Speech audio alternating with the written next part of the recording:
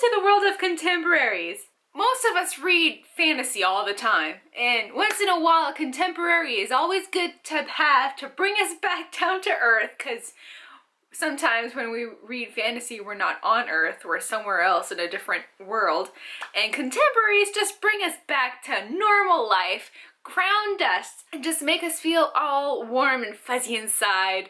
And it's just, they're the best. Contemporaries are the best. Even though I love fantasy, contemporaries are always fun to go back to and have fun.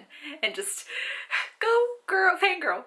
That's my most fangirl moments are like in the contemporary, because the love is so cute in contemporaries. They're my favorite types of love, because they're everything you want them to be, but in your life it doesn't really happen. So we settle for books.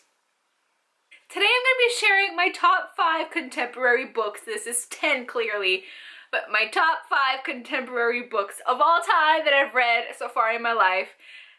And I just go back to them every time I want something really cutesy, something that makes me happy. So I'm going to go down from my least, not my least favorite, it's my top 5 favorite, but the number 5 to number 1, one being the best book ever created by humankind. The first contemporary book that I have to share with you is Since You've Been Gone by Morgan Nadson.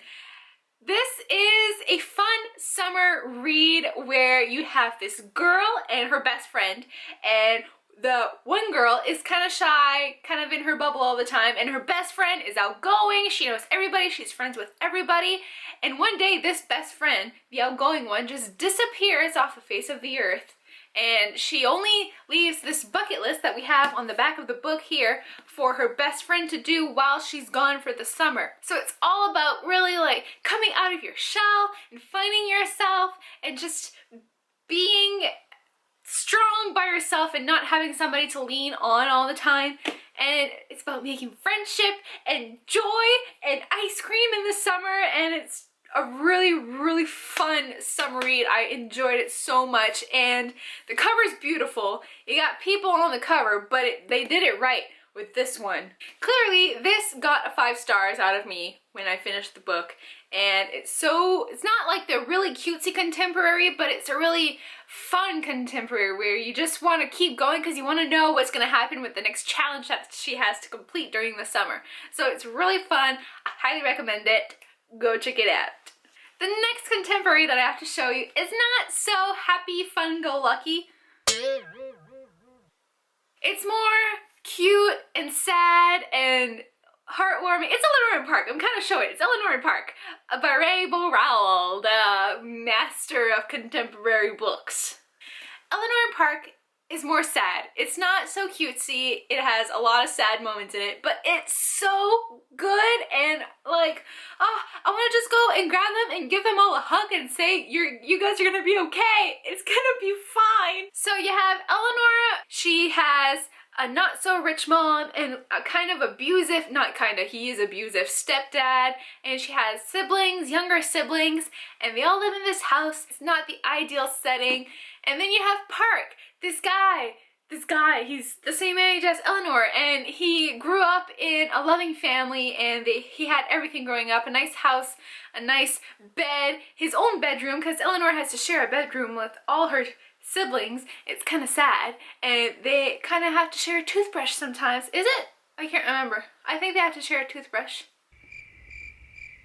Something like that. And it's about these two worlds coming together, and it's so cute and sad, and I loved it, and I loved it more than Fangirl. Don't kill me because I said that. It's just a fact of life. I like this more than Fangirl.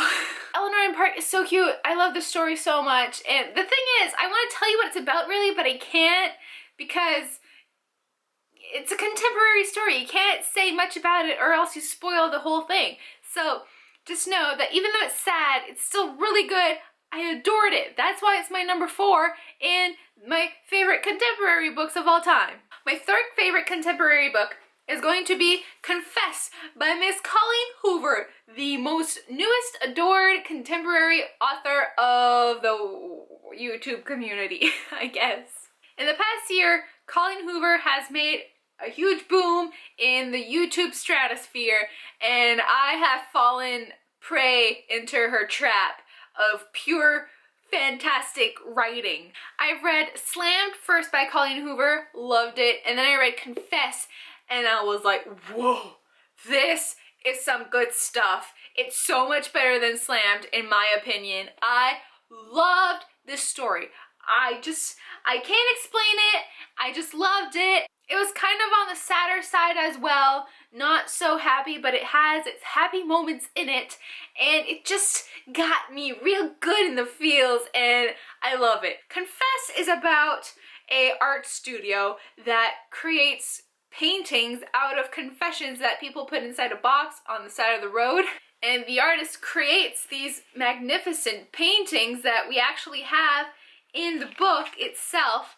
So that's another thing that was freaking awesome about this book, is that you had like visual effect of what was going on inside the story. This is definitely going to be one that I will reread 1,000 times over and over again because I loved it so much. That's why it deserves the 3rd spot on my favorite contemporary books of all time.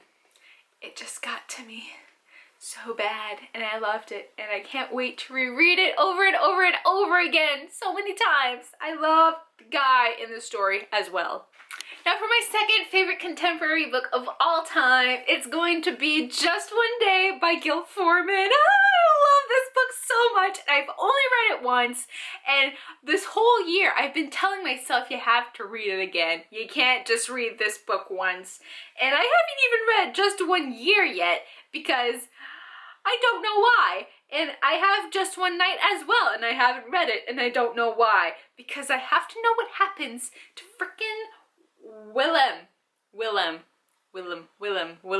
In December, I believe, of 2013. Oh my god. In December of 2013, I read Just One Day by Gil Forman, and I fell in love with it. This is the book that describes me the best in how I've lived in the past 2-3 years or so of my life, or maybe more than that, because if you read the story, you know how she is like expected, or she does something and people say like it's not right, or if you've read the book, you know that people expect certain things of, what's her name, Allison, and that she doesn't want to be like a predictable kind of person, you know? Like people say like, oh, she doesn't like this just because she did this one time. No, that's not how life works. I adored this story. I fell in love with it, and I have to reread it so bad, and it's just, I don't know, just the whole part of it. And it's not about this guy all the time. It's about more than just the guy that she met in London. Or is it Paris? I think it's London, right? She meets him in London, and then they go to Paris for this just one day, and she meets the guy, but the story's more about the guy. The guy's not even in the story half the time. It's about her journey, about discovering herself and being to stand on her own and not having to have somebody else to tell her what to do, and it's so good, and I just love it so much, and I have to reread it. This might be my next read, actually. Thank you, video, for making me want to reread this again. And now for the grand finale, my all-time favorite contemporary book of all time. Can you guess it? I've talked about it once or twice before in the past. It's going to have to be Anna and the French Kiss by Stephanie Perkins. I love Anna and the French Kiss so much. It's so cute. It's the cutest of all contemporary books ever created by any author on the history of the earth. The characters are so cute, and the story is so cute, and everything that happens to them is so cute, and I just can't get enough of it, and I've read it twice already, and I can't wait to read it more and more and more and more and more. It's the ultimate dream to be shipped off to Paris, meet this guy, fall in love with him, and live happily ever after. It's the ultimate dream for any girl on the planet Earth. And, you know, just, oh, Etienne. Etienne is my love. He's my ultimate, after Jem, of course. Jem is my number one, then Etienne, but my love for him is pure. I absolutely love Etienne. All of Stephanie Perkins' books are good, but Anna is the ultimate contemporary book. If you haven't read it yet, I highly suggest that you stop doing what you're doing. Get in your car or on the bus or on your bike or however you get to a bookstore, or go on your computer and buy it. Now, it has to be done. You have to read this book. Go. Be sure that if you are ever going to read Stephanie Perkins books, you have to read Anna first, then you have to read Lola, then you have to read Isla, because, or else Isla's gonna spoil the whole thing if you read it first. Just trust me on it. You want to read it, you gotta go pick it up. And if you have it on your shelf and you haven't read it yet, stop, well, maybe not stop reading what you're reading, but when you're done reading, pick this one up after. You won't regret it, my friend. So those are my top 5 favorite contemporary books of all time, the ones that make me happy every time I read them, even though some of them are quite sad at some parts. But they all have their very happy moments that I absolutely love and that I can't get over. And, okay. Let me know down below in the comments, what are your favorite contemporary books, because I want to find more of them. I need more contemporary books in my life. I have a lot of fantasy, So if there's one particular favorite contemporary book that you want me to read, let me know in the comments. I will go check it out for sure. Don't forget to follow me on Instagram and Facebook and Twitter and Snapchat. And don't forget to subscribe. Click that button. I'm pretty sure it's on this side this time. Last time I said it was on this side, but I'm pretty sure it's on this side. So that red button down there that says subscribe, click it, and don't forget to give this video a thumbs up if you enjoyed it, and I will see you guys very soon with a brand new video. Bye!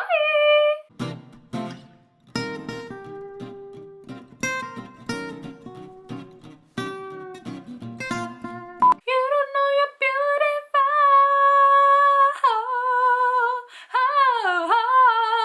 Am I Zayn or what? Right now I'm looking at you and I can't believe, and they have pizza on the cover. So if pizza doesn't sell you, then nothing will.